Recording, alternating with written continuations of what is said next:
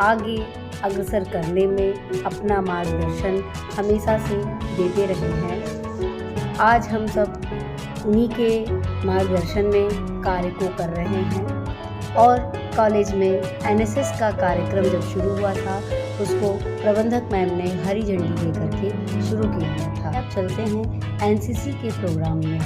NCC का सत्र जो है वो 2020 से हमारे कॉलेज में शुरू हुआ और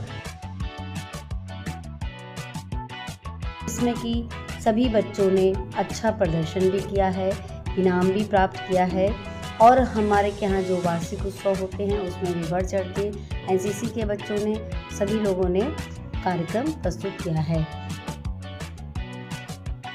समय समय पर कॉलेज से टूर भी ले जाया जाता है बच्चों को, जिसमें हम लोग चित्रकूट, मनगढ़, सारनाथ, अयोध्या आदि जगहों पर बच्चों को घुमाया गया है और वार्षिक उत्सव भी कराया जाता है।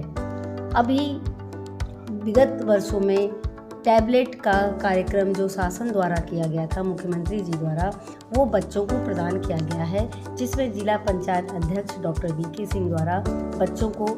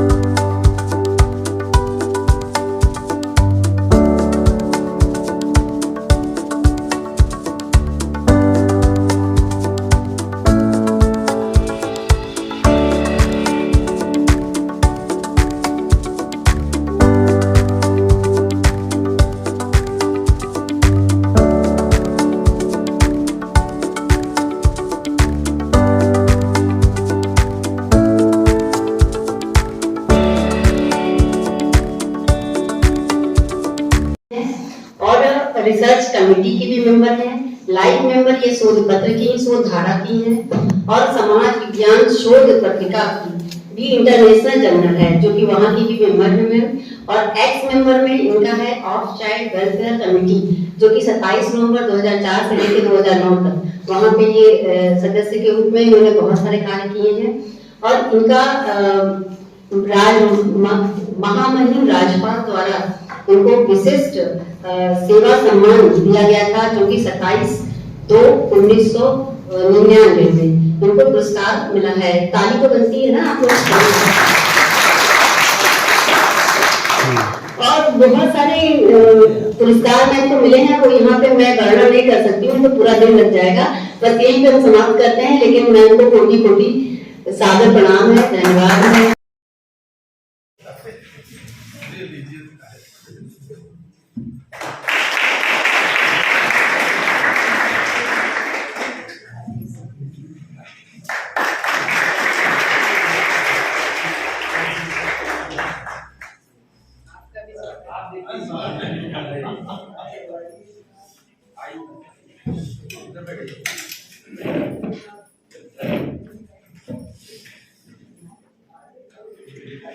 इसी क्रम में आगे बढ़ते हुए हम आपको आज की संगोष्ठी के बारे में थोड़ा सा बता दें। इस हाल में ये तृतीय विचार संगोष्ठी का आयोजन है, जो इसका विषय है जनमानस में हिंदी भाषा के बदलते स्वरूप। और इसमें जो सब टॉपिक है संगोष्ठी का, वो विषय है हिंदी भाषा का स्वरूप, दशा और दिशा, वर्तमान समय में हिंदी भाषा का अस्तित्व, राष्ट्रीय शिक्षा नीति में व्यावसायिक पाठ्यक्रम का हिंदी में योगदान, और हिंदी भाषा के प्रसार में विज्ञापन की भूमिका, और हिंदी भाषा के प्रसार में समकालीन संतों का योगदान। हमारे जो छात्र वक्ता होंगे, हर्ष पांडे, बीए डिपार्टमेंट।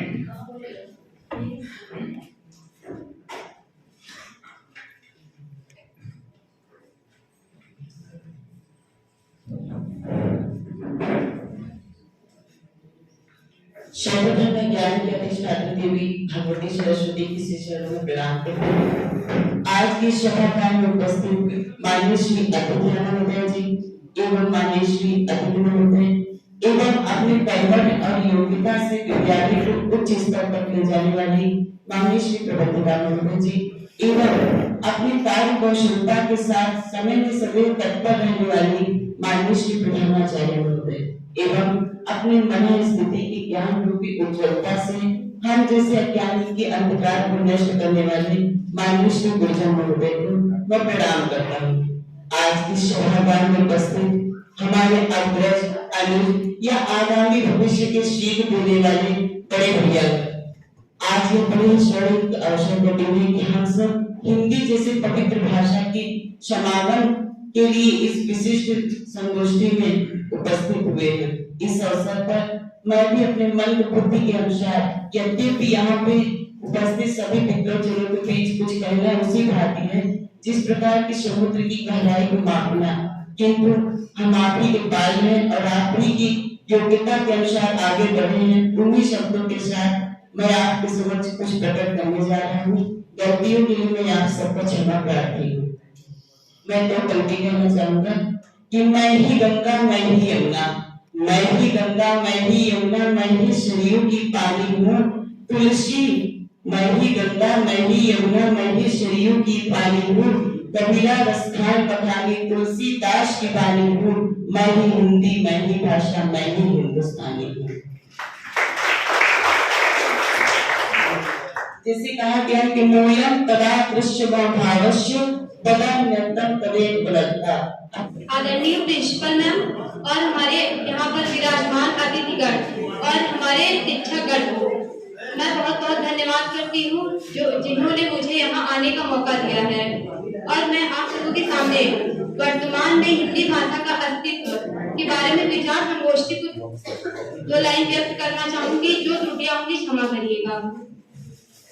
भूमिका: एक भाषा के रूप में हिंदी में सिर्फ भारत की पहचान है, बल्कि यह हमारे जीवन में मूल्यों संस्कृति एवं संस्कारों की सच्ची संवाहक, संप्रेषक और परिचायक भी है।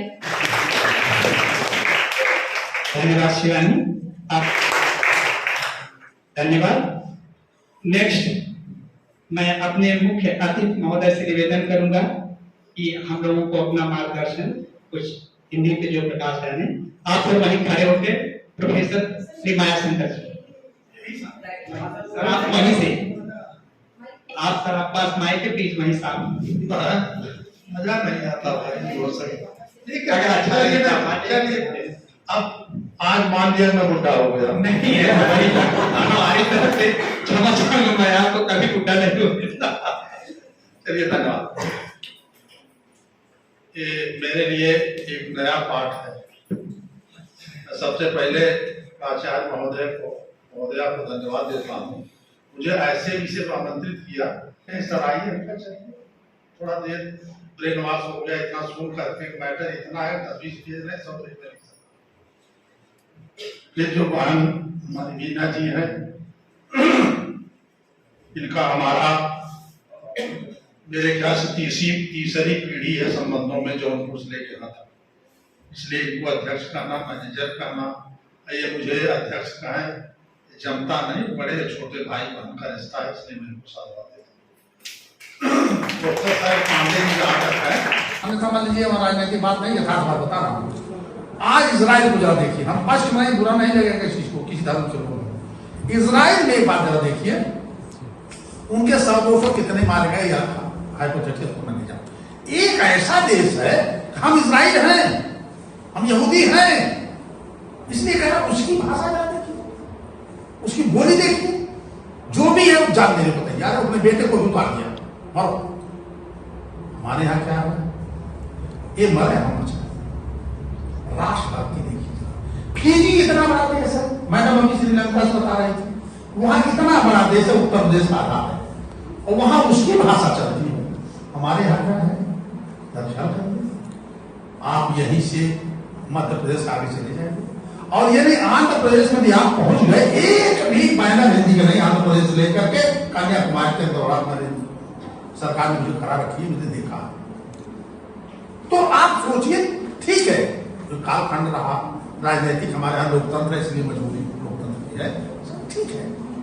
सरकार दिल से चाहती, आज की सरकार दिल से चाहती हिंदी राष्ट्रभाषा हो, उसकी अपनी कुछ पैरामीटर्स है, कुछ बदलिया वो अलग से। अब आप आइए, जो चौथी चीज आती है हमारे दिमाग में पांचवी, कि जब आप संस्था में रहते हैं, ध्यान रखिएगा, तो 2-3 चीजें आपको भाषा के प्रति जागरूक रहना।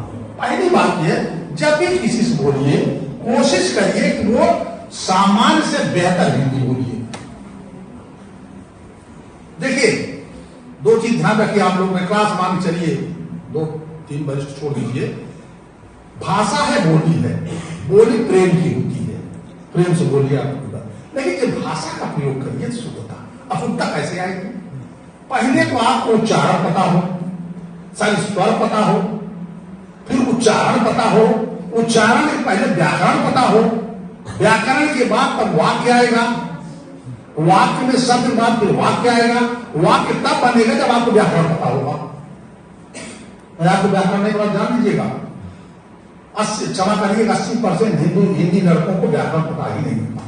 अंग्रेजी क्या है भगवान ने तो पहले वहां हम जा ही नहीं रहे। हाई स्कूल में लोग प्राइमरी मीडियम पढ़ते थे, मैडम मीना भी पढ़ी होगी, साइंस भी पढ़ी होगी। हम लोगों को सुलेख लिखाया जाता था, आलेख लिखवाया जाता था, व्याकरण लिखवा बोला जाता था, इमला बोला जाता था, काफ देखिए आज ऐसे लिए बच्चे वहां भी जाकर के कवि जैसा कह रहे हैं, ये बहुत बुरा। आप लिखो तो कुछ, मैं कहता हूं आपसे जिसको बनना चाहते चलिए मेरे घर में बैठे, मैं अपने फार्म हाउस ले चलता हूँ, रामचरित मानस को बगल में चलिए बैठा दे, इसलिए मैं दिखाना चाहता था। इसलिए लगा यार हम जो कर रहे हैं करते क्या है।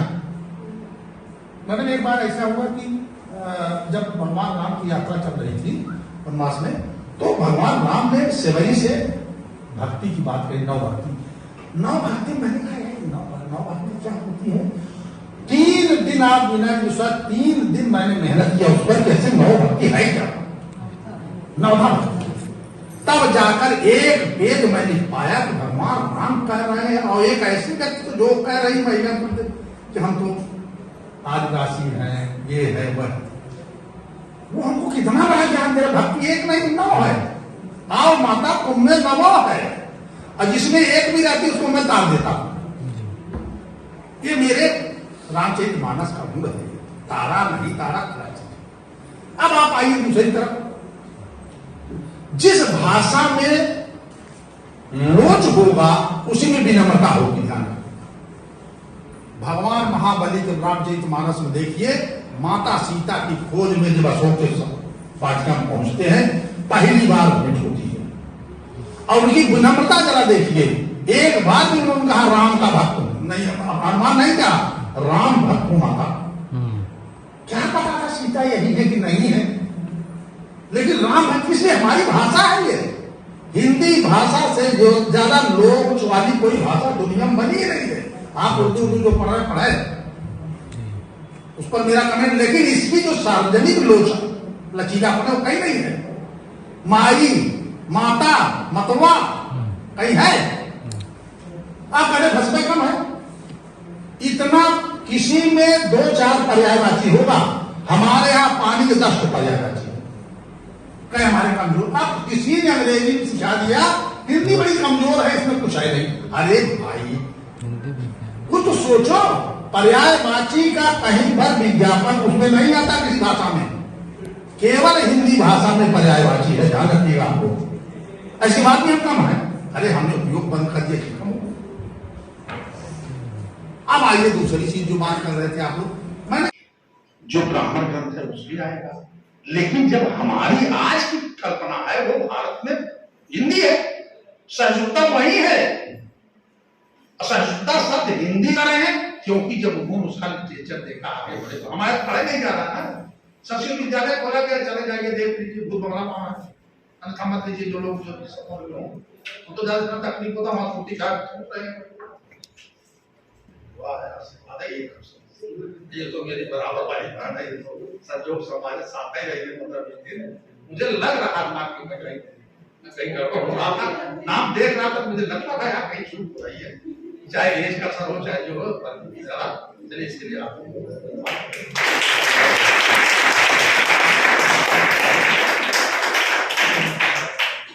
बहुत बहुत धन्यवाद विशिष्ट अतिथि महोदय सर। जनमानस में हिंदी भाषा के बदलते स्वरूप पर बृहद प्रकाश डालने के लिए मैं अब अपनी मुख्य अतिथि महोदय से निवेदन करूंगा कि वो भी कुछ हम लोगों के लिए 2 शब्द कहें।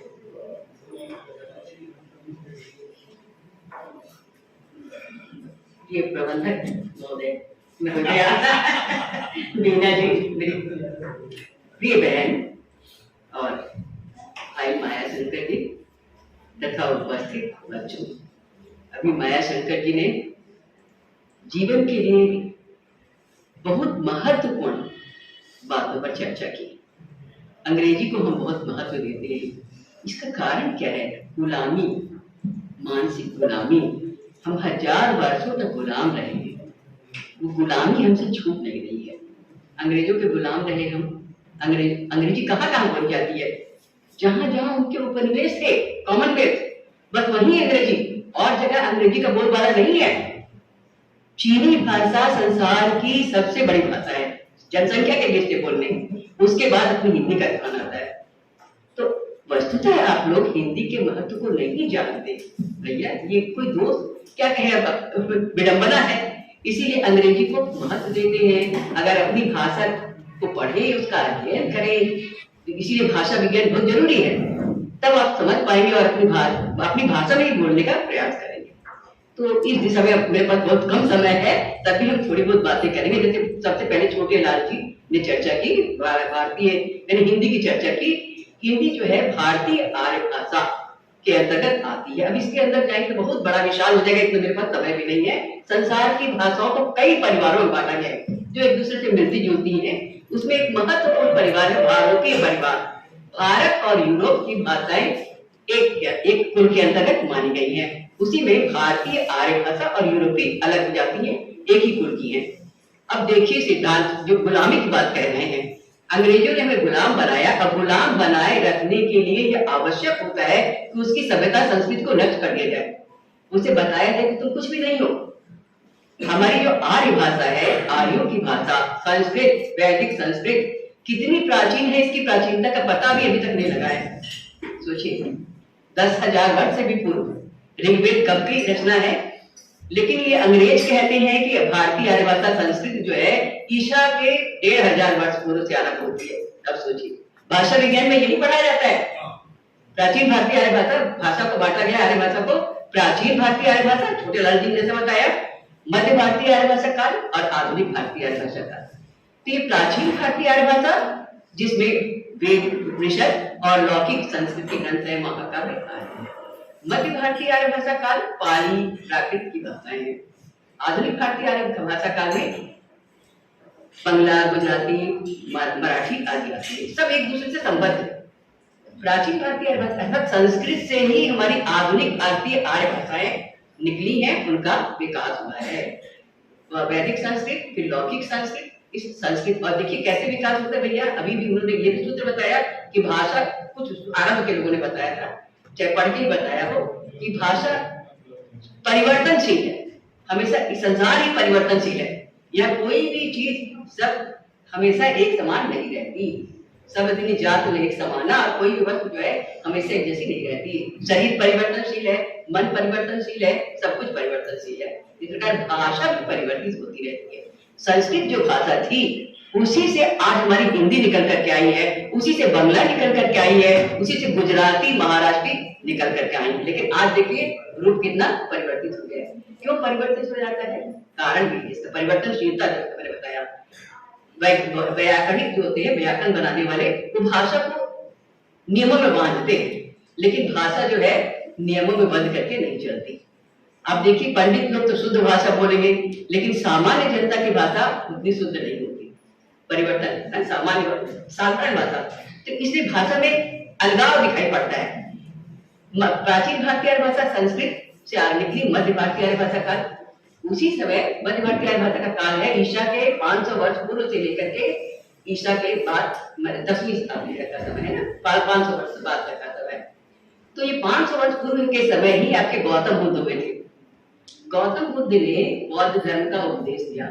बौद्ध धर्म का उपदेश वो किसको देना चाहते थे? जनता को, पंडितों को नहीं। पंडित तो अपने ही ज्ञानी है, तो वो किसको देना चाहते थे? जनता को। तो तत्कालीन जन भाषा उन्हें दिखाई पड़ी पाली, जो संस्कृत से विकसित हुई थी, लेकिन संस्कृत के कठिन व्याकरण के नियमों का पालन नहीं कर रही थी। सामान्य जनता व्याकरण के नियमों का अपना पालन नहीं करती, उससे विच्युत हो जाती है। तो उन्होंने पाली में अपना उपदेश दिया। कालांतर में पाली में भी साहित्य रचना होने लगी और पाली को भी व्याकरण के नियमों में बांध दिया गया। पाली के बड़े बड़े व्याकरण ग्रंथ हैं, और ये पाली के साथ साथ प्राकृत ग्रंथ, संस्कृत से प्राकृत में लिखी थी। तो प्राकृत में भी कई जगह जगह कहीं प्राकृत बोली जा रही थी, और पाली प्राकृत में भी जब रचनाएं होने लगी, उसको भी व्याकरण के नियमों में बंद कर दिया गया। फिर उससे भी देखिए अलग हटी भाषा, जनभाषा, अपभ्रंश का विकास हुआ। अपभ्रंश में भी रचनाएं हमको मिलती है, अपभ्रंश का भी व्याकरण रचा गया। उससे भी फिर देखिए हमेशा विद्रोह होता रहा है, एक जैसी भाषा नहीं रहती है, और उससे भी भाषा निकली जो आधुनिक भारतीय आर्य भाषाएं कहलाती है। इन्हीं अपभ्रंशों से बंगला, उड़िया, गुजराती, महाराष्ट्री और हिंदी भी निकली है। अब हिंदी जो है हमारी, इसमें जैसे बताएंगे, इसका क्षेत्र थोड़ा आपको बताएंगे। हमारी हिंदी, कुछ लोगों ने कहा हिंदी खड़ी बोली को लिया, फिर खड़ी बोली हिंदी नहीं है भैया। ब्रज भाषा, अवधी, राजस्थानी और जो पहाड़ी, कुमायूनी, ये सब हमारी हिंदी के अंतर्गत आता है। हिंदी का क्षेत्र थोड़ा हम आपको बताएंगे। तो ऐतिहासिक दृष्टि से जो युगों से मध्य देशी भाषाएं रही है, पाली, संस्कृत, पाली, प्राकृत, उसी की उत्तराधिकारी हमारी हिंदी है। गुजराती तो चलिए दूर हो गई थोड़ा, लेकिन हिंदी इन्हीं भाषाओं की उत्तराधिकारी है। और मध्य देशी होती हुई ये भाषाएं देशव्यापी थी, और समझिए कि ये राष्ट्रभाषा नहीं है। हमारी हिंदी भी उसी राष्ट्रभाषा की माने अपेक्षा करती राष्ट्रभाषा की उत्तराधिकारी है। कहाँ कहाँ हिंदी बोली जाती है, जब क्षेत्र बता दें, संक्षेप में आपको बता रहे हैं। पश्चिम में अंबाला से बीकानेर और जैसलमेर, दक्षिण में ताप्ती नदी बालाघाट से दुर्ग, पूर्व में रायगढ़ से भागलपुर, एवं उत्तर में नेपाल की सीमा को छूते हुए गंगोत्री यमुनोत्री तक इस 1050 मील लंबे और लगभग 600 मील चौड़े भूभाग को हिंदी प्रदेश कहते हैं। और यहाँ जो भाषा बोली जाती है उसको हिंदी कहते हैं। तो वर्तमान समय में लगभग 50 करोड़ के लगभग इसकी जनसंख्या होगी। इतने बड़े क्षेत्र में हिंदी बोली जाती है। और हिंदी मैंने कहा केवल खड़ी बोली हिंदी नहीं है, अवधी, बघेली, छत्तीसगढ़ी क्षेत्र में बोली जाने वाली इसी दृष्टि से हिंदी की 5 उपभाषाएं बताई गई हैं। समय समय पर इनमें साहित्य की रचना हुई है और लेकिन सब हिंदी है। 5 उपभाषाएं, पूर्वी हिंदी, आपको उसमें अवधी, बघेली और छत्तीसगढ़ी आती है। बिहारी हिंदी, भोजपुरी, मगही, मैथिली। तो अवधी, बघेली, छत्तीसगढ़ी में किसमें रचना हुई है? रामचरितमानस किसमें लिखा गया है? अवधी में। एक समय वो अवधी जो है हिंदी भाषा थी। फिर बिहारी हिंदी में क्या है कि भोजपुरी, मगही, मैथिली किस भाषा में रचना हुई है? मैथिली, विद्यापति का पदावली, देसी बैला सब जन मिठा तय तैसन जंपा भट्टा, जो और अवहट में भी रचना की तो विद्यापति ने और अपनी मैथिली भाषा में की है। फिर आती पश्चिमी हिंदी। पश्चिमी हिंदी में 2 प्रकार की भाषाएं, आकार बहुला और ओकार बहुला, अर्थात जिनकी क्रियाओं का आ से होता है उनको आकार बहुला कहते हैं, और ओकार जिनकी क्रियाओं का ओ से होता है। आकार बहुला में हमारी खड़ी बोली आ जाती है, हरियाणवी आती है और दक्षिणी हिंदी आती है। ओकार बहुला ब्रज भाषा, गयो, कियो, चनो, मैया, मुरी और माखन खायो, हम कहेंगे खाया खड़ी बोली में। और बुंदेली, कन्नौजी, ये ओकार बहुला भाषाएं हैं। राजस्थानी हिंदी, मारवाड़ी, जयपुरी, मेवाती और मालवी, इसमें जो है किसमें साहित्य रचना हुई है? मारवाड़ी में। हमारा आदिकालीन साहित्य जो है राजस्थानी साहित्य है। निकल मीरा के पद भी मारवाड़ी में मिलते हैं। मेरे तो बेहतर गोपाल दूसरों रंग कोई, और पहाड़ी हिंदी, कुमाऊनी और गढ़वाली, इसमें हमें साहित्य नहीं मिलता, इसमें लोक साहित्य को प्राप्त होता है। तो जब आप हिंदी का क्या है भाषा का स्वरूप, दशा और दिशा, तो पहले तो आपको बताना पड़ेगा किस वर्ग की भाषा है। भारतीय आर्य भाषा के आधुनिक, उसका जो प्राचीन भारतीय आर्य भाषा, मध्य भारतीय आर्य भाषा, आधुनिक भारतीय आर्य भाषा की एक प्रमुख भाषा है हिंदी, जो राष्ट्रभाषा इस समय है। फिर उसके बाद स्वरूप में दशा और दिशा आपको बताना पड़ेगा कि उसकी ध्वनियां कैसी है। ध्वनि तत्व किसी भी भाषा का स्वरूप बताने के लिए आपको उसकी ध्वनियां कैसी हैं, उसका शब्द भंडार कैसा है, उसके वाक्य विन्यास कैसा है, उसका अर्थ तत्व कैसा है, सारी चीजें देखनी पड़ती हैं। तो ध्वनियों में तो अधिकतर ध्वनियां हमारे वैदिक काल से चली आई है, काफी कुछ परिवर्तन हुआ है। जैसे अंग्रेजी की अ ध्वनि आ गई है, कॉलेज हम प्रयोग करते हैं, कॉलेज हमारी हिंदी, वैदिक में अ नहीं था। ये विदेशियों के अधीन रहने के कारण बहुत सी विदेशी ध्वनियां हमारी भाषा में आ गई हैं।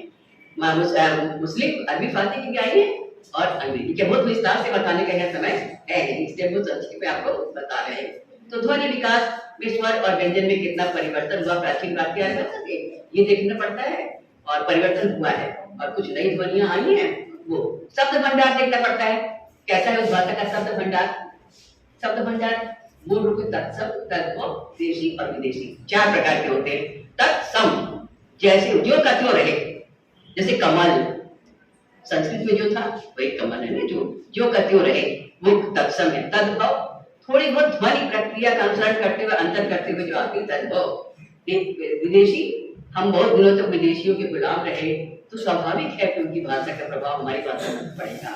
तो बहुत सारे अरबी फारसी के शब्द आए हैं, अंग्रेजी के शब्द आए हैं, पेन, पेंसिल, अब तो इतने गुण मिल गए हमारी भाषा में तो उनको अलग करना मुश्किल हो गया। अब जो है फिर इसके बाद शब्द भंडार के बाद आपको थोड़ा अर्थ विकास देखना पड़ेगा इसके स्वरूप में और देखने में। तो अर्थ विकास में क्या होता है, शब्दों में अर्थ विस्तार होता है, अर्थ संकोच होता है, अर्थादेश होता है। ये बड़ी रोचक कहानी है, मैं बहुत रोचक, वो पढ़ाते समय बड़ा अच्छा लगता था, बच्चों को भी बड़ा आनंद आता था। उसमें 1-2 आपको उदाहरण देंगे। हमको तो लग रहा है कि इतना कम समय रह गया है, अच्छा लग रहा है हम लोग को? नहीं, थोड़ा सा हम अर्थादेश के अर्थ पर्यटन की जो दिशाएं हैं आपको हम थोड़ा सा बता रहे हैं। देखिए अर्थ विस्तार, कभी कभी शब्द वो जो कहते रहते हैं लेकिन उनका अर्थ में विस्तार हो जाता है, विशेष है उसमें विस्तार हो जाता है। जैसे ले लीजिए, इसको कहते हैं मुख्य अतिथि महोदय, आपको बहुत बहुत धन्यवाद। हिंदी भाषा की बारीकियों पर प्रकाश डालने के लिए आपने हम लोगों को गागर में सागर भरने जैसा उदाहरण देकर समझाया, इसके लिए बहुत बहुत धन्यवाद। और ये समापन की तरफ चल रहा है और मैं अपनी प्रबंधिका महोदय से निवेदन करूंगा डॉक्टर बीना मैम से कि वो धन्यवाद ज्ञापित। डॉक्टर मीरा। आज इस पारिवारिक गोष्ठी में पधारे हुए भाई माया शंकर जी, और ने सुना ही कि ज्ञान का स्वरूप ही लगा श्वेत पांडे जी की बातें सुन के। हमने इनके बारे में सुना था, लेकिन 74-75 से हमारा परिचय है, लेकिन हम सत्य कह रहे हैं कि सुना था कि आप रामकृष्ण मिशन में बोलती हैं और बहुत अच्छी वक्ता हैं, लेकिन अभी भी बोलती हैं, लेकिन सुनने का सौभाग्य हमें पहली बार मिला। माया शंकर जी का जो व्यवहारिक रूप है कि हर विषय वस्तु पे लिखते हैं, पढ़ते हैं, तो हमें बस ये कागज बर्बाद करने की आदत, थोड़ा सा हम कॉलेज आते हैं तो ये जो पर्ची न्यूज़पेपर में आप लोगों को बांटने के लिए दिया जाता है, अगले साल हम उसको उठा ले जाते हैं घर। और सत्य ही बताएं कि इतना कुछ हमने भी इस विषय वस्तु पे पढ़ा और किताब से पढ़ा। आपके ऊपर लाइब्रेरी है जिसमें सारे पुराण रखे हुए हैं, और ये विद्यालय खोलने के पहले हमने भी सोचा था कि हम यहाँ आएंगे और बैठ के पढ़ा करेंगे उन सब पुस्तकों को, चाहे वो बाहर के लिखे हुए हों, उन सबको पढ़ेंगे। इस विषय पे हमको भी ज्ञान नहीं था, हिंदी के बारे में बहुत गहन हमें भी मालूम नहीं था, और जब हमने इस विषय वस्तु को रखा, सभी लोग एक परिवार के ही बैठे हैं, तो उसका जो हेडलाइन ही बनाने में इतनी गलतियां थी कि हमने दीपमाला से कहा कि छोड़ो इस विषय को, और उलझन हो जाती है जब हम गहन रूप में सोचते हैं कि हमें इतना भी नहीं शुद्ध पता है। होते होते आज इस गोष्ठी का समय आ गया, और बहुत ही बच्चों ने भी जो कुछ भी बोला बहुत ही सार गर्भित बोला, और बाकी तो ये है कि हम लोग की आदत में हो गया है कि गुड आफ्टरनून कहना, थैंक्स कहना, इसको हटाने में हमें समय लगेगा। अंग्रेज आए तो उन्होंने कहा ही यही था कि इस देश पे तो हम लोग कभी विजयी नहीं हो सकते जब तक कि इसकी शिक्षा पद्धति को ध्वंस नहीं करेंगे। अच्छी तरह किया उन लोगों ने, लेकिन एक टॉपिक यहाँ पे अछूता सा रह गया है, हमारी नेशनल एजुकेशन पॉलिसी। आप किसी बच्चे का नाम तो इसमें है, लेकिन वह विषय वस्तु यहाँ डिस्कशन में नहीं आया। बहुत सारे परिवर्तन उसमें किए गए हैं कि क्षेत्रीय भाषा में पढ़ाई होगी, जिससे कि छोटा बच्चा उन सब चीजों को समझ सकेगा। आज के ही समाचार पत्र में हमने पढ़ा कि इलाहाबाद की यूनिवर्सिटी में एक नया कोर्स 5 साल का BCA MBA डेवलप हुआ है, और उसमें गीता के उपदेश कैसे भगवान कृष्ण ने अर्जुन को बताया, चाणक्य, यह सब उस सिलेबस में रहेगा। निश्चय ही हम अपनी उस पुरानी परंपरा को जीवित कर रहे हैं। और जैसा कि आप लोगों ने आज बोला, हमें लगा सबने अपनी पूरी तैयारी की थी, और हिंदी के बारे में आप शैल जी ने जितना ज्ञान वर्धन किया, समय का बोध ही नहीं हुआ उतनी देर कि कैसे उतना समय बीत गया, और ये लगा कि हम लोगों को ये सब अच्छी तरह सुनना चाहिए था कि कैसे स्वर थे, 8 हुए, 2 बढ़ाए गए, फिर कैसे हमारे फारसी शब्द हमारे शब्दकोश में आए और हम उन सबको समाहित करते चले गए। माया शंकर जी ने तुलसीदास जी के बारे में कहा, सच में वो मध्यकालीन युग ही ऐसा था कि सब कुछ अस्त व्यस्त हो रहा था। मुसलमान आए, उनकी लैंग्वेज भी आई, सब कुछ अस्त व्यस्त हो रहा था। असली व्याकरण और ये सब तो ईसा पूर्व पाणिनि ने बहुत पहले ही कह दिया था, लेकिन तुलसी बिल्कुल समयानुकूल थे कि वह ग्रंथ लिखना ही था कि भारत को जगाना था। और हम जितने भी ऐसे लोगों को देखते हैं वो पढ़ते जरूर हैं।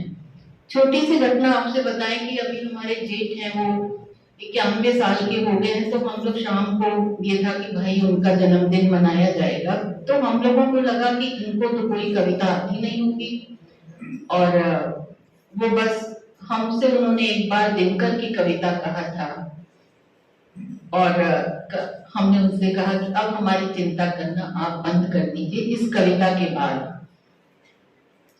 लेकिन जब उनसे बात हुई, अंताक्षरी खेला जा रहा था और ये कहा गया कि अब पिताजी रामचरितमानस का दोहाई बताएंगे।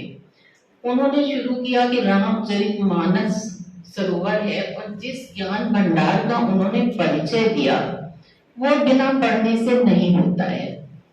आज की ये जो बात हो रही है हिंदी और अंग्रेजी मिश्रित की, हमको जितना समझ में आया है कि अगर हम कहते हैं व्हाट्स योर नेम, आप देख लीजिए कि हमारे होठ और दांत के बीच में ही साउंड रह जाता है, और अगर हम कहते हैं कि आपका नाम क्या है कहते ही वो हमारे ट्रैकिया तक पहुंच जाता है।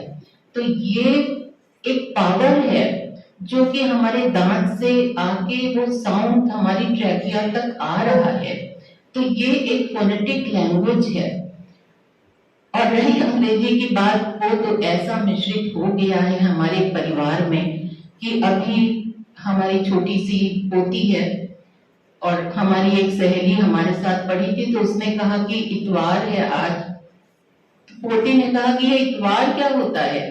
तो हमने उससे कहा कि सुन, रविवार तक तो ठीक है, इतवार तो ये जनरेशन नहीं समझ पाएगी। हमने बताया कि नहीं, रविवार को ही इतवार कहते हैं। तो कहती दादी आप तो क्या क्या बोलते रहते हैं। रास्ते में फिर ये हुआ कि चलो, हमने उससे कहा कोई श्लोक सुनाओ, रास्ता बड़ा लंबा है। तो उसने कहा कौन सा सुनोगी? हमने कहा बाएं है लंका, तो रावण वाला ही सुनाओ। तो हमारी पोती फिर बोली दादी अब फिर आप धगत धगत शुरू करेंगी और हमको जरा सा कुछ लगाने दीजिए दूसरा। तो ये अंतर तो आ ही रहा है, कमी चाहे जिसकी भी है। इंग्लिश स्कूलों में हम पढ़ा रहे हैं, हम भी बहुत कोशिश की है कि अपने घर में विवेकानंद को फॉलो करें। जब हमारे बेटे को बेटा हुआ तो उसने कहा मम्मी अब बनाइए विवेकानंद। तो बड़ा मुश्किल है ये सब बताना, समझाना, उन सब चीजों को जीवन में लागू करना, लेकिन है तो ये सत्य ही। एक ने अटल बिहारी वाजपेयी की कविता सुनाई, सत्य ही 13 दिन की सरकार थी और अटल बिहारी जिस तरह हाथ यूं करके और अफसोस कर रहे थे, हम लोगों ने भी नहीं सोचा था कि कभी हम लोग हिंदुत्व को इतना बढ़ावा दे पाएंगे और हिंदी अपने पाठ्यक्रम में इस तरह शामिल कर पाएंगे कि आज हर चीज हिंदी में हम लोग लिख रहे हैं।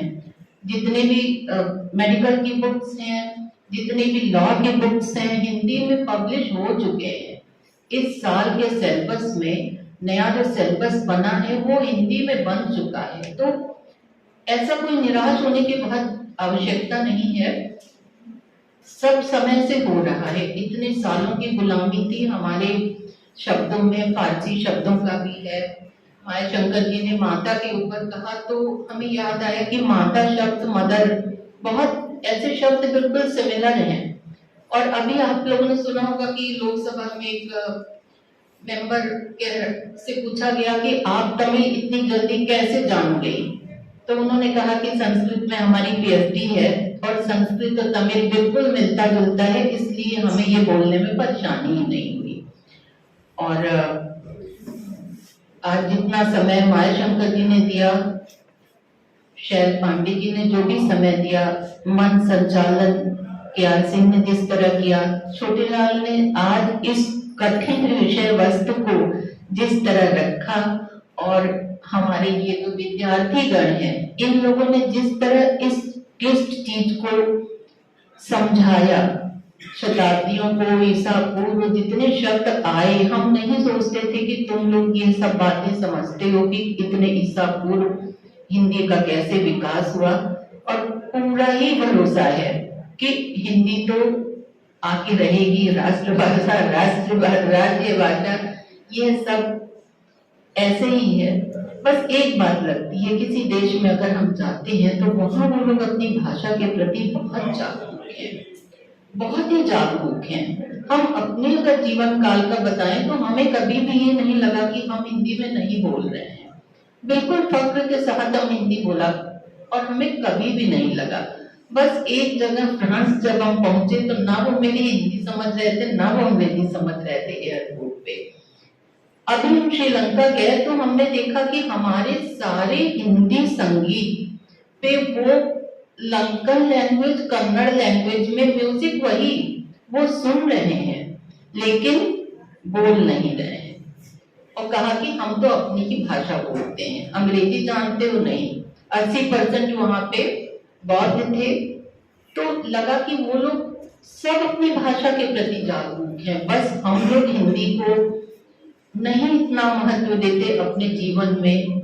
जैसे जैसे आगे बढ़ते जा रहे हैं, हमारी जो लोअर मिडिल क्लास फैमिली है, हमको जो लगता है वहां तो संस्कार और मूल्य बचे हुए हैं। हमारा भी होता था जब हमने उसको कहा कि सेंट जोसेफ में पढ़ चुके, अब पतंजलि चले जाओ, तो अजीब सा मेरे घर का माहौल हुआ कि एकदम से दादी ने ये क्या शुरू कर दिया। और अब बात माननी भी थी तो वो पतंजलि चला गया और वहां सरस्वती वंदना और सब शुरू हुआ। फिर आके हमसे बोला कि दादी आपकी बात कब तक सब लोग मानेंगे, एकदम सेंट जोसेफ से पतंजलि। अब हमारी पोती है, जब उससे कहो कि पतंजलि जाना है उसके बाद, तो वो तो एकदम ही कैसे लगता है कि मैं नहीं, पतंजलि वो भी कोई स्कूल है, सेंट मैरी से अच्छा। तो ये सब सत्य है जीवन का। जो पतंजलि गया उसने जाना तो कि सरस्वती वंदना, सरस्वती पूजन का भी एक दिन होता है। ये तो नई जनरेशन जान ही नहीं रही है कि ये होता क्या है।